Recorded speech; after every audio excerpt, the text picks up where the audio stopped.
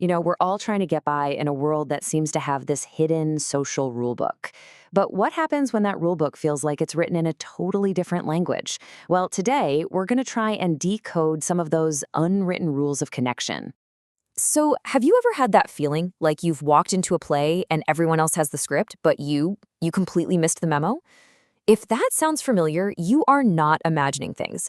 That sense of being just a little bit out of sync with the social world around you. Turns out it's way more common than you might think. And I mean, it is far from a rare feeling. In fact, somewhere between 15 and 20% of people, that's as many as 1 in 5, are neurodivergent. That means literally millions of us are trying to navigate a social world that honestly just wasn't built for the way our brains are wired. And really, what this all boils down to is a kind of mismatch. When different neurotypes talk to each other, it's not that one is right and the other is wrong. It's more like they're speaking completely different social languages. And when that happens, you can imagine it creates a total minefield of misunderstandings. Okay, so let's dive into that a little deeper. What is this experience really like? Let's unpack the day-to-day for adults who might have ADHD, autism, or even both as they navigate a mostly neurotypical world. Right here, you can see that communication gap in action. Neurotypical conversation, right? It's often layered with all this subtext and nonverbal stuff. The real goal is often just social bonding. But for many autistic people, the main goal is a clear, efficient exchange of information. Now, neither one is better than the other, but you can see right away how one style might feel a little indirect and the other might come across as, well, kind of blunt. Now, for a lot of adults with ADHD, one of the biggest hurdles is something called executive dysfunction. And this isn't about being lazy or not caring. The best way to think about it is like the brain's air traffic control system is having trouble prioritizing which planes get to land first. It's a real neurological difference, and it affects everything from remembering a doctor's appointment to just, getting the laundry done.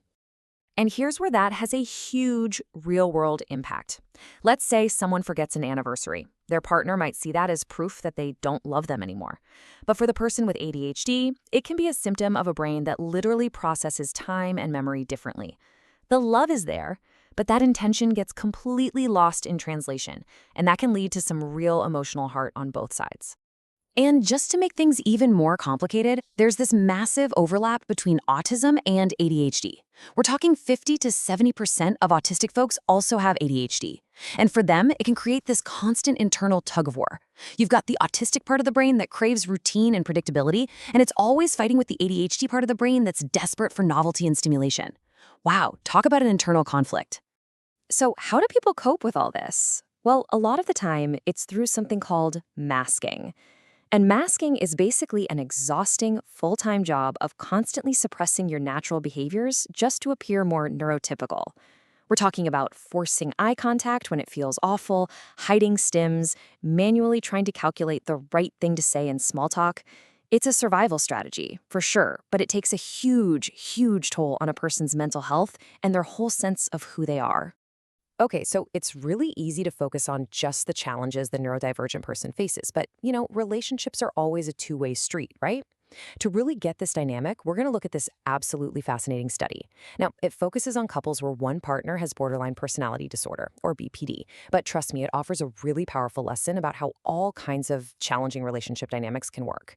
The study itself points out that relationship dysfunction is pretty much a hallmark of BPD, which involves really intense emotions and a deep fear of abandonment. But here's what's so groundbreaking about this research.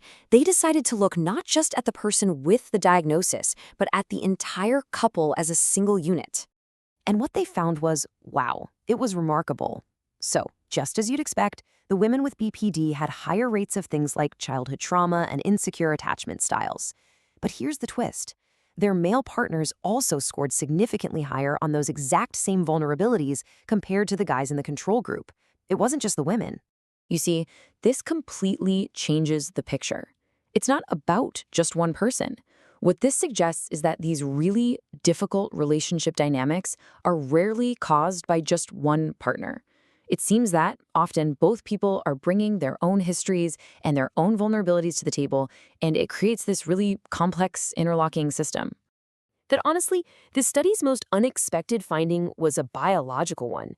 They found that the male partners of the women with BPD had significantly lower baseline testosterone levels. And the researchers have a theory about this. They think it might even be an adaptive trait. Maybe lower testosterone actually boosts the kind of emotional sensitivity you'd need to navigate a really intense relationship and de-escalate conflict. Okay, so we've seen the challenges, we've looked at the dynamics. So what do we do? How do we move forward from here? This final section is all about real, actionable strategies for forging those authentic connections that actually last. All right, when it comes to making friends, the absolute key is to stop forcing what just doesn't feel natural. Forget trying to connect with coworkers or neighbors if it's not working. Instead, go find people through your shared interests, gaming, gardening, whatever it is. That gives you a natural foundation to start a conversation. And be direct about your needs. The right people will totally appreciate the clarity. It's about finding your people, not putting on a performance for an audience. And that same idea applies to dating. You gotta change the game to play to your strengths. So, an activity-based date, like going to a museum or even just bowling, takes all that pressure off of constant small talk. And communicating your needs early on, like saying, hey, I prefer quiet restaurants. That's a great filter for finding compatible partners. And then once you're in a relationship, scheduling regular check-ins. That creates a safe, structured space to talk about things before they blow up into big problems. And this is what brings everything together. That big lesson from the BPD study, it applies directly to neurodivergent relationships too. The solution is never, ever about one person having to fix themselves to fit the other person. It's all about building a shared system, a team approach, where the needs, the histories, and the communication styles of both people are understood and, more importantly, respected. So, I guess I'll just leave you with this thought. Maybe the goal isn't to finally master all the unwritten rules of a neurotypical world. I mean, what if true connection isn't about learning the rules at all? What if it's about finding the people who don't even need them?